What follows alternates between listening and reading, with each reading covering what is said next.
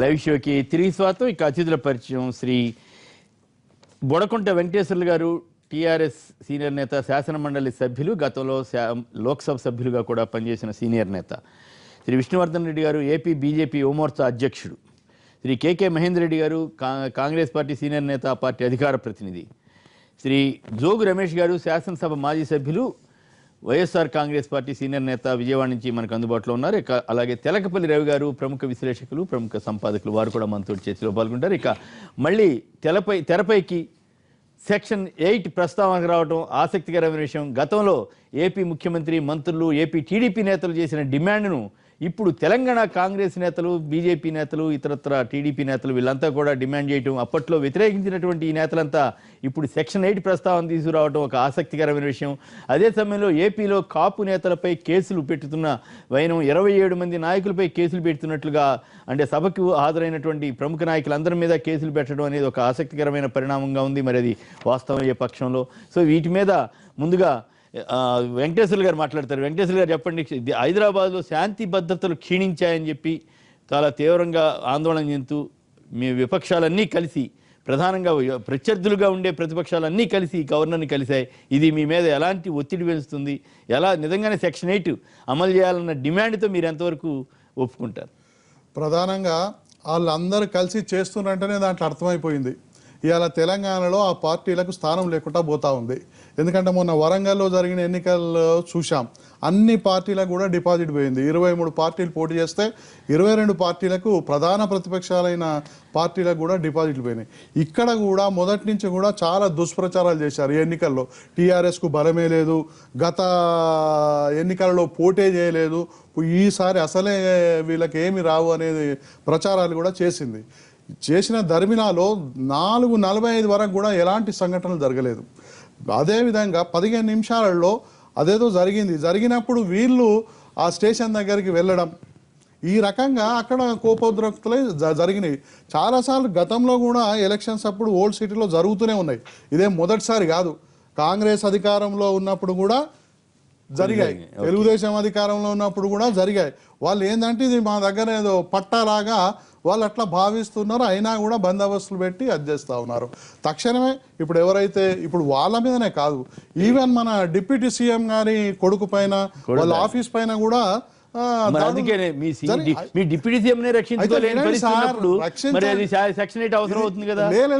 Sudden గా జరిగిన పరిణామాలు ఇది. ఎన్నికలలో ఉద్రిక్తత, ఎన్నికలలో కూడా పోలీసు అన్ని బూతులు కూడా చూడాల్సిన అవసరం ఉంటుంది. ఆ రకంగా వర్క్ డిస్ట్రిబ్యూషన్ లో ఎంత మందిని పెట్టినా కూడా జరుగుతాయి. గతంలో రిగ్గింగ్ సెక్షన్ 8 ఇప్పుడు ఇంత మంచి లా అండ్ ఆర్డర్ మెయింటైన్ అవుతుంది స్టేట్ లో, పోలీసుకు పటిష్టం చేస్తా ఉన్నారు. ఎక్కడ పడితే అక్కడ ఏదైనా జరిగితే క్షణంలో 5 నిమిషాలలో ట్రేస్ చేసే పరిస్థితులు ఉన్నాయి. అలాంటి పరిస్థితుల్లో వీళ్ళకు దిక్కులే దోయక ఇవాళ చూడండి, అన్ని పార్టీలు కాంగ్రెస్ టీడీపీ కలిసి పోటీ చేస్తాయా? బీజేపీ పోతుంది, వైఎస్ఆర్సీపీ పోతుంది. అంటే వాళ్ళకి ఇక్కడ తెలంగాణలో ఇతర పార్టీలకు స్థానం లేకుండా పోతుంది. తెరాస పుంజుకుంటుంది. ఈవెన్ హైదరాబాద్ మెట్రో, మన గ్రేటర్ హైదరాబాద్లో కూడా మేయర్ స్థానం దక్కించుకుంటుంది అనే వరకు వాళ్ళకు. ప్రత్యర్థి పార్టీలు కలిసాయంటే మీ పరిస్థితి ఏమిటి? అంటే మీరు అంటే బలంగా ఉన్నాం కాబట్టే కలిసాయి, వేరే అర్థాలే లేవు. రేపు కలిసి మాట్లాడమని ఇంకా రానున్న రోజులలో ఇప్పుడు అలా జరుగుతుంది కాపు ఉద్యమం. ఏం మాట్లాడతారు వైఎస్ఆర్సీపీ, తెలుగుదేశం, బీజేపీ? ఇవాళ కన్నా లక్ష్మీనారాయణ మీద కూడా కేసులు పెట్టిండ్రు, చూడడానికి పోతే కేసులు పెట్టే పరిస్థితి ఉన్నది. అంటే వీళ్ళకు విచక్షణ ఉండాలి. ఈ పార్టీలకు కూడా ఒక లైన్ అంటే లైన్ మీద పోవాలి అనే దృక్పథం ఉండాలి తప్ప బ్రహ్మాండమైన లా అండ్ ఆర్డర్ మెయింటైన్ అవుతా ఉంటే సెక్షన్ 8 అనేది కొత్తగా తీసుకొచ్చిండ్రు. ఎన్నికలలో సర్వసాధారణంగా ఘర్షణలు జరుగుతూనే ఉంటాయి. ఇదేదో కొత్త కాదు, ఈ ఎన్నికలేమో కొత్త కాలేదు. Right, okay. మొత్తం మీకు మంచి పాయింట్ దొరికింది అక్కడ కేసులు పెట్టడం కూడా. రైట్, ఒకసారి మనం విజయవాడ వెళ్దాం. అక్కడ జోగి రమేష్ గారు ఉన్నారు. రమేష్ గారు చెప్పండి, అక్కడ కాపులపై కేసులు కానీ ఇక్కడ సెక్షన్ 8 మీద కానీ మీరేమంటారు? సార్ గుడ్ మార్నింగ్ అండి. కేసర్ నమస్కారం అండి. నమస్కారం సార్. హైదరాబాద్లో జరిగిన సంఘటనలకి, అంటే తునిలో జరిగిన సంఘటనలకి అంటే పోల్చడం కరెక్ట్ కాదండి. యాక్చువల్గా అది ఎన్నికల వేళ పాత బస్తీలో జరిగే సంఘటనలు సర్వసాధారణంగా జరుగుతూనే ఉంటాయి. ఇప్పుడు ఈ కొత్తగా జరిగాయి కాదు. ఎన్నికలప్పుడు ప్రతి ఎన్నికల్లో ఏదో ఒక గొడవ జరుగుతున్న పరిస్థితులు చూసాం. అంతేగాని దానికిన్నో తుని సంఘటనగా పూర్తిగా శాంతి భద్రతల వైఫల్యం అండి రాష్ట్ర ప్రభుత్వం. ముఖ్యమంత్రి గారు దీనికి బాధ్యత వహించాలి, రాష్ట్ర ప్రభుత్వం బాధ్యత వహించాలి తుని సంఘటనల మీద. ఎందుకంటే అన్ని లక్షల మంది ఒక చోట చేరినప్పుడు అంటే ఆ మీటింగు జరగకూడదనేది ముఖ్యమంత్రి గారు కానీ రాష్ట్ర ప్రభుత్వ ఉద్దేశం. గత 15-20 రోజుల నుంచి కాపు గర్జన జరగకూడదు అని దానికి బేషరతుగా ఏంటంటే బస్సులు ఇవ్వకూడదు, ఆర్టీసీ బస్సులు ఇవ్వకూడదు, ఎక్కడ కూడా ప్లేసెస్ ఇవ్వకూడదు అనేది ఒక ఆంక్షలు విధించి కుట్రపూరిత వాతావరణం సృష్టించింది. కాబట్టి అక్కడ జరిగిన కార్యక్రమాల్లో విధ్వంసకరం జరిగింది. అది దురదృష్టకరం, దాన్ని అందరూ కూడా ఖండించాలి. దానికిన్నో హైదరాబాద్ సంఘటనలకి ముడిపెట్టడం అనేది కరెక్ట్ కాదు.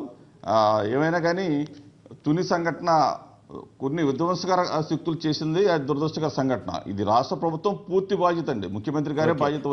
అయితే ఇప్పుడు చంద్రబాబు గారు చాలా గట్టిగా చంద్రబాబు గారు నిన్న చెప్పారు కదా, కాపులకు సంబంధించి రిజర్వేషన్ కాపు కమిషన్ ద్వారానే చేస్తామని, అలాగే 1000 కోట్లు కేటాయిస్తామని చెప్పారు కదా. 1000 కోట్లు కేటాయించామని చెప్పిన తర్వాత కాస్త ఏమైనా శాంతించే అవకాశం ఉందా? ముద్రగడ గారు విరమించే అవకాశం ఉంటుందా, ఉండదా? రిజర్వేషన్ మీదే పట్టుబడతారా? క్లియర్గా ముద్రగడ గారు నిన్న కూడా ప్రకటన చేయడం జరిగిందండి. శుక్రవారం అంటే రేపటి నుంచి, రేపు 9 గంటల నుంచి ఆయన ఆమరణ నిరాహార దీక్షలోకి వెళ్తానని చెప్పారు. అంటే ఒకటండి, ప్రభుత్వం రాగానే 6 నెలల్లోనే బీసీలో చేరుస్తానని చెప్పేసి ఒక మాట అంటే మేనిఫెస్టోలో ఆయన విశదీకరించిన తర్వాత ప్రభుత్వం వచ్చి 20 నెలలైనా కానీ ముద్రగడ పద్మనాభం గారు ఆయన జనవరి 31వ తారీఖున కాపు గర్జన నేను పెడుతున్నాము అని చెప్పేసి ఒక మెసేజ్ పంపించిన తర్వాత అంటే సుమారుగా 2 నెలల క్రితం ఆయన కాపు గర్జనకి సన్నాహాలు చేశారండి. ఆ తర్వాత జనవరి 18వ తారీఖు అనుకుంటా ఆయన జస్టిస్ మంజునాథ్ కమిటీని ఒకటి సిఫార్సు చేయడం జరిగింది. ఇవన్నీ కూడా అంటే ఒకటండి, ఈ రోజున ఇటువంటి విపత్కర పరిస్థితులకి ఆంధ్రప్రదేశ్ రాష్ట్రంలో కారణం చంద్రబాబు నాయుడు గారు. ఆయన సీటు అంటే ముఖ్యమంత్రి పీఠం కోసం 100 అబద్ధాలు ఆడారండి. 100 అబద్ధాలు ఆడారు కాబట్టి ఈ రోజున ప్రతి ఒక్కళ్ళు కూడా నిర్లిప్తత, నిరుత్సాహం అండి. ఈరోజు కాపు సోదరులు పెద్ద ఎత్తున తెలుగుదేశం పార్టీని నమ్మి తెలుగుదేశం పార్టీని, ముఖ్యమంత్రి గారిని చంద్రబాబు నాయుడుని గెలిపించారు. గెలిపించిన తర్వాత వాళ్ళని మర్చిపోయారు కాబట్టి 20 నెలలు అయిపోయింది, మా ఓట్లతో మీరు గద్దెనెక్కారు, మమ్మల్ని మర్చిపోయారని చెప్పేసి కాపు గర్జన పెట్టుకున్నారండి. కాపు గర్జన పెట్టుకుంటే దాన్ని ఫెయిల్ చేయడానికి అంటే నేను 20 నెలల కాలంలో ముద్రగడ పద్మనాభం గారు హెచ్చరిక చేసిన తర్వాత మీరు కమిషన్ అపాయింట్ చేశారు. 20 నెలల కాలంలో కాపులు మీకు గుర్తులేరు. ఒక్కటి గుర్తు సార్ ఒకటి సంవత్సరానికి 1000 కోట్ల రూపాయలు కాపులకి బడ్జెట్ కేటాయిస్తా అన్నారండి. ఇప్పుడు 2 బడ్జెట్లు అయిపోయినాయి. 2000 కోట్ల రూపాయలు కేటాయించాలి. కనీసం 2000 కోట్లకు 100 కోట్ల రూపాయలు నిన్న కాక మొన్న కేటాయించారు. అంటే చిన్న ప్రశ్న ఒకటి, వైఎస్ఆర్ కాంగ్రెస్ పార్టీ ప్రతిపక్ష పార్టీకి సంబంధించి గతంలో 15 నెలల్లో అనేక రకాల శాసనసభ సమావేశాలు జరిగాయి. నేను ఒకటి మిమ్మల్ని అడుగుతున్నా, మంచిది ఈరోజు కాపులకు రిజర్వేషన్ ఇవ్వాలి, దాని శాస్త్రీయంగా జరగాలి. ఇంత ఆవేదన వ్యక్తం చేస్తున్నటువంటి వైఎస్ఆర్ కాంగ్రెస్ పార్టీ మీ అధ్యక్షుడు మీరు ఎందుకు శాసనసభలో మీరు 6 నెలల లోపల జరిగినటువంటి శాసనసభ సమావేశాలు కానీ లేదా ఈ 2 సంవత్సరాల్లో జరిగిన శాసనసభ సమావేశాలు కానీ కాపు రిజర్వేషన్ మీద ఎందుకు ప్రభుత్వాన్ని ప్రశ్నించలేదు? అంటే మీ ఉద్దేశం ఏంది నేను అడుగుతున్నా. మా ఉద్దేశం ఒకటేనండి, ఈరోజు 100 అబద్ధాలు చెప్పి 100 విషయాలని మేనిఫెస్టోలో పెట్టి అధికారంలోకి వచ్చిన తెలుగుదేశం పార్టీ ప్రతి ఒక్క విషయాన్ని అంటే మీరు మేనిఫెస్టోలో ఏ విధంగా అయితే చెప్పారో అదంతా కూడా అమలు చేయాలనేది మా డిమాండ్. అంతేగాని కాపుల గురించి అడగలేదని ప్రతి ఒక్క ఏ విధంగా చెప్పి ప్రజలతో ఓట్లు వేయించుకున్నారో అంటే మీ ద్వంద్వ ప్రమాణాన్ని ఈ రకంగా బయట పెడుతున్నారు. ఏదైనా ఉద్యమం జరిగితే దాని రాజకీయ అవసరాలకు వాడుకోవడం మీకు చిత్తశుద్ధి లేదనే విషయం అర్థమవుతుంది. మీరు మాట్లాడతారండి అంటే కాపులకి రిజర్వేషన్ ఇవ్వాలా లేదా? ఇవాళ ఖచ్చితంగా ఇవ్వాలి. మీ వైఎస్ఆర్ కాంగ్రెస్ పార్టీ తునిలో కాపులు సభ పెట్టుకుంటే దాన్ని మీరు వాడుకున్నటువంటి సందర్భంలో మీరు గతంలో జరిగిన శాసనసభ సమావేశాల్లో ఎందుకు శాసనసభలో మీ నాయకుడు ప్రశ్నించలేదని అడుగుతున్నా అంతే. దానికి మీ దగ్గర సమాధానం ఉంటే చెప్పండి, లేకపోతే మేము చెప్పాల్సిన అవసరం మన ప్రజలకు వదిలేద్దాం. మీరు ఏం మాట్లాడతారు? వాడుకోవడం ఏంటి? కాపు గర్జనకి మేము మద్దతు ఇవ్వడం తప్ప, మా పార్టీకి సంబంధించిన నేతలు కూడా పోయినారు. నేను అడిగిన ప్రశ్నకు మాత్రం మీరు సమాధానం చెప్పడం లేదు. ఏం మాట్లాడుతా ఉన్నారు మీరు? ఏం అంటే కాపులకి మేము మద్దతు ఇవ్వడం తప్ప, మా పార్టీ మద్దతు ఇవ్వడం తప్ప? నేను అడిగిన ప్రశ్న చెప్పండి.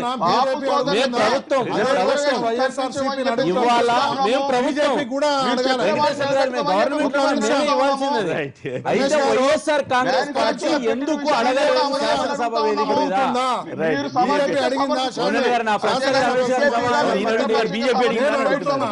మేము గవర్నమెంట్ లో ఉన్నాం. గవర్నమెంట్ లో కాపు రిజర్వేషన్ ఒకవేళ అమలు లేట్ అయితే మేము కూడా భాగస్వాములు. ఒక్క నిమిషం, ఇది పోవాలా? ఇవాళ వైఎస్ఆర్సీపీని మీరు అడుగుతా ఉన్నారు, మీరు కూడా ఈ కాపు రిజర్వేషన్ సభకు పోయారు.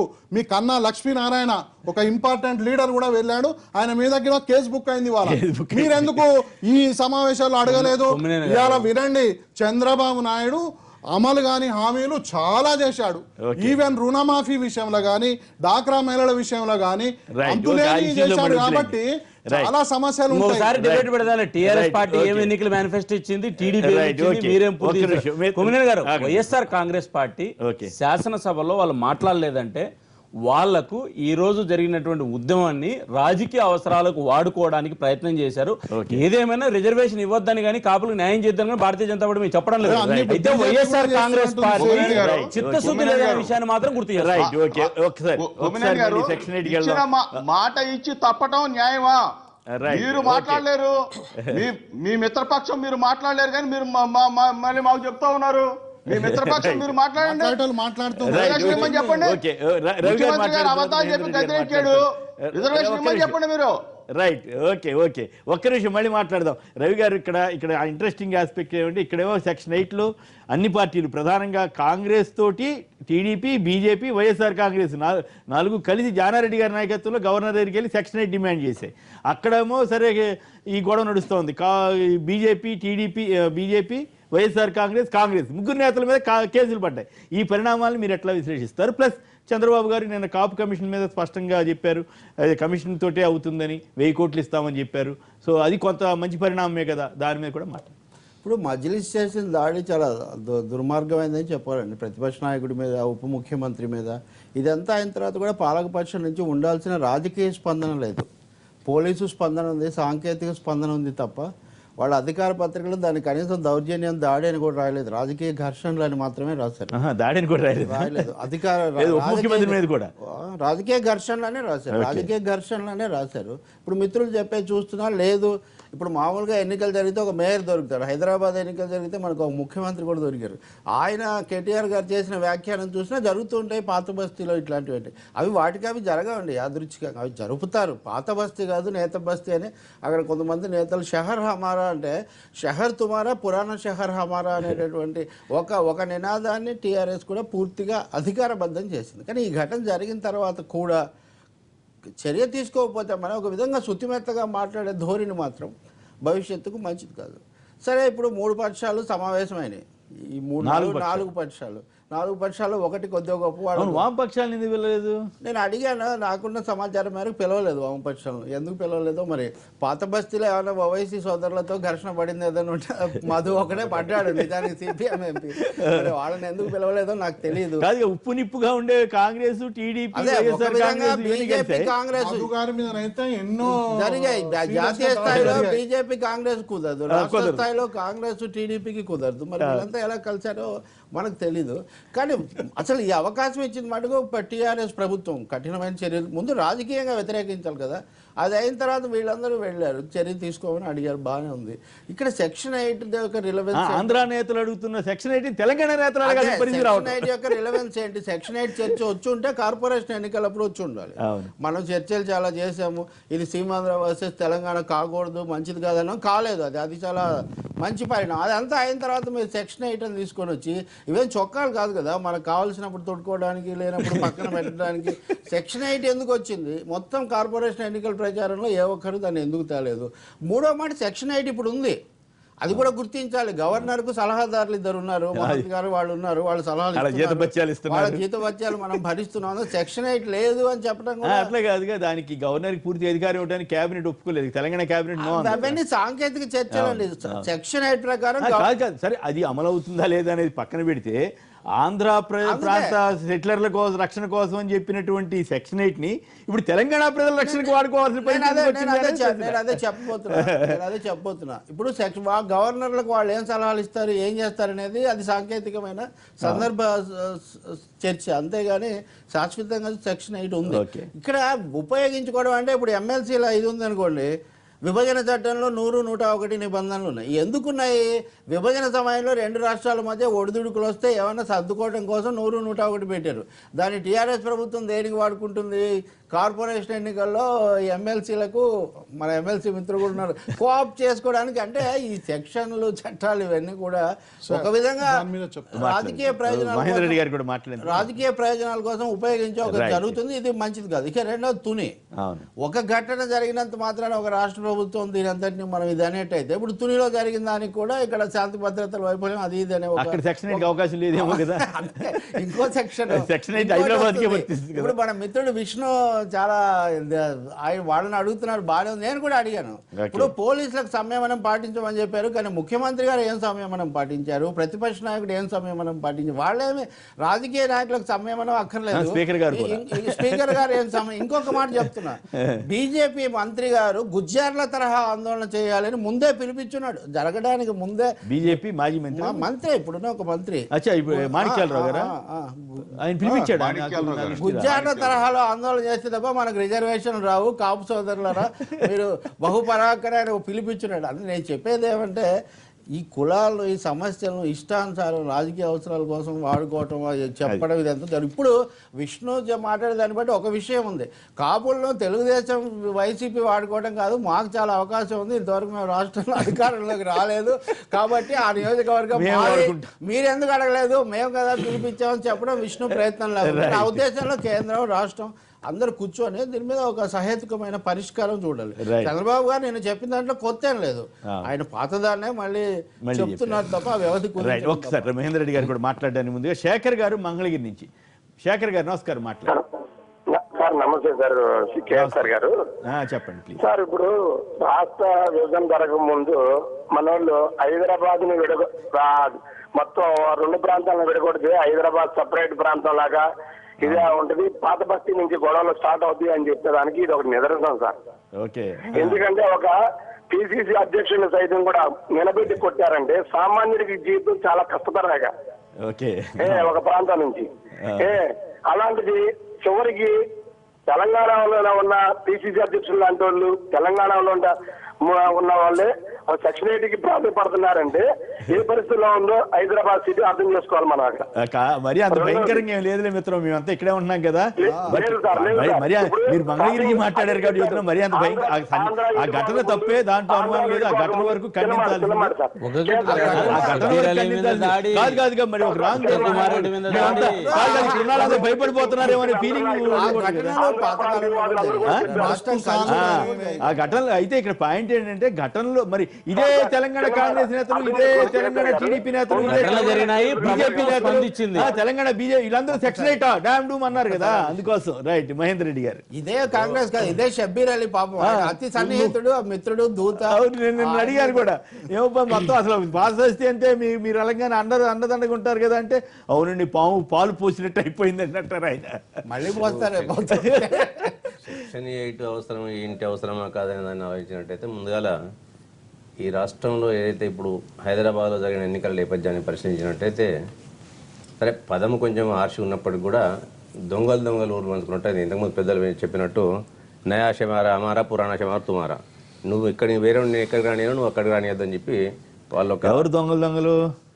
నేను అందుకే పదము కొంచెం ఎవరు అంటే టీఆర్ఎస్ ఎంఐఎం అనా మీ ఉద్దేశం? అంతే, న్యాచురల్గా ఓకే, అంటే క్లారిటీ కోసం జనానికి అర్థం అవ్వాలి కదా. మీరు చెప్పదలిసింది కొత్తపట్నం మాది, పాతపట్నం మీద కూడా చెప్పాను నేను. ఓకే, కొత్తపట్నంలో కాదుగా చెప్పేది స్పష్టంగా చెప్తే సెక్షన్ 8 లాగా గందరగోళంగా ఉండకుండా చెప్పాలని. పాతపట్నంలోకి మీరు రానియద్దు కాబట్టి అక్కడ ఏమైనా మేము చూసుకుంటాం అన్న దానికి నిదర్శనంగా మొన్న జరిగిన సంఘటన. ఎందుకంటే ఇలా పెద్దలు తెలకపల్లి రావు గారు క్లియర్గా చెప్పడం జరిగింది. వెంకటేశ్వర గారు తప్పకుండా తన పార్టీలో ఉన్నాడో అది చేసుకోవాలి. ఇలా ఒక ఉప ముఖ్యమంత్రి ఇంటిపైనే దాడి జరిగిందంటే లా అండ్ ఆర్డర్ ఏ విధంగా ఉందో మనం బేరీజ్ వేసుకోవచ్చు. రెండవది, ఉప ముఖ్యమంత్రి ఇంటిపైన జరిగిన బలాలనేమో ఇమీడియట్గా అరెస్ట్ చేస్తారు.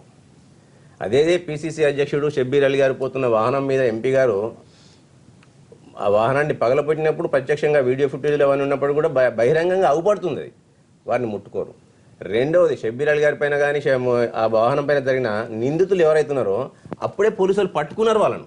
ఓకే, పట్టుకున్న వాళ్ళని కూడా వదిలిపెట్టి తర్వాత వీడియో ఫుటేజ్లు, సీసీ కెమెరాలు అన్నింటినీ పరిశీలించిన తర్వాత మజ్లీస్ నాయకులందరితో మంతనాల మీద మంతనాలని జరిగిన తర్వాత మేము అరెస్ట్ చేసామంటే దీని యొక్క భావం ఏంటో అర్థం ఏంటో ఇలా అధికార పార్టీలో ఉన్న తను వెంకటేశ్వర గారు చెప్పాలి. అంటే మీరు ఏమైనా చేసుకోండి, మేము మీకు మద్దతుగా ఉంటాము, కేవలం ఇవాళ ప్రతిపక్ష పార్టీలు అన్నింటినీ నిర్వీర్యం చేసే దిశగా మేము ఒకవైపు చేస్తాం, మీరు ఒకవైపు ప్రయత్నం చేయండి, మనం ఇద్దరం కలిసి పంచుకుందాం పట్టణం చందంగా వాళ్ళు వివరించిన తీరును బట్టి ఇలా law and order problem law and order problem పోతుంది అంటే ఇలా హత్యలు జరగడము, దోపిడీలు జరగడము, ఇంకో అది కాదు ఇలా లా అండ్ ఆర్డర్ ప్రాబ్లం. ఇలా దొంగల చేతిలో ఇవాళ లా అండ్ ఆర్డర్ దొంగలు లా అండ్ ఆర్డర్ను పట్టుకునేది ఇలా వాళ్ళకి అనుకూలంగా మలుచుకుంటారు కాబట్టి ఇంకా ఈ విపరీతమైన పరిస్థితులు ఇంకా ముందుకు పోయే పరిస్థితి కాబట్టి అది రాకముందే పెట్టండి ఈ యొక్క కాంగ్రెస్ పార్టీ యొక్క అర్థం తప్పనిలా. ఇలా హత్యలు జరిగినాయి, ఇలా రేపులు జరిగినాయి, దోపిడీలు జరిగినాయి చెప్పలేము మేము. ముందు జాగ్రత్త పడమంటున్నారు. ఇప్పుడు అప్పుడంటే అప్పుడు ఆ టెన్షన్, మరి ఆంధ్ర సీఎం గారు అడిగినప్పుడు మీరంతా డ్యామ్ డూమ్ అన్నారుగా, అప్పుడు ఆ టెన్షన్స్ లో పెట్టడం వల్ల ఇంకా వాటర్ టైట్ కంపార్ట్మెంట్ డివైడ్ చేసి ఇంకా రెచ్చగొట్టే వారికి ఉంటుంది కాబట్టి అప్పుడు వద్దని చెప్పింది. ఇలా మేము చెప్పింది ఏంటంటే ముందు జాగ్రత్తగా ఇలా ఒక పిసిసి అధ్యక్షునికి లేదు వాళ్ళ భద్రత. ఇలా వాళ్ళు ఇంకా వారేం మాట్లాడతారంటే 4:30కి ఎందుకు పోయినారంటే ఒక పోటీ చేస్తున్న అభ్యర్థిని అరెస్ట్ చేసి జైలు పోలీస్ స్టేషన్ లో బంధించినప్పుడు పరామర్శించడానికి కూడా అంటే ఇక్కడ నా పాయింట్ రైట్, మీరు చెప్పింది బాగా.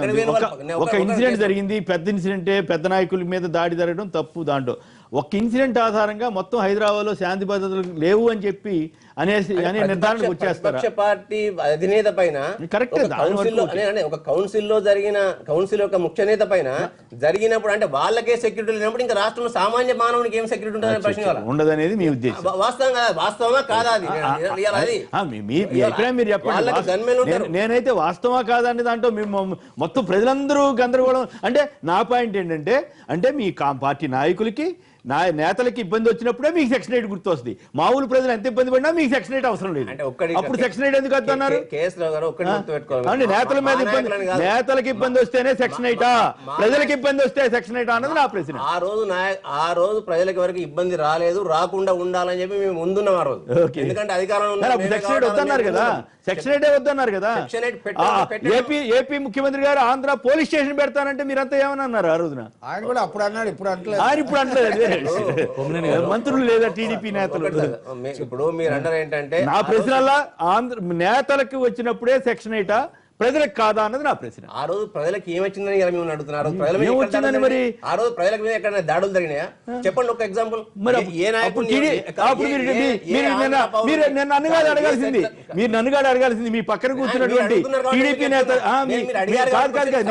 నేను చెప్తున్నా, నేను దాన్ని సమానం చెప్తున్నా. రమణ గారిని అడిగి ఉండాల్సింది.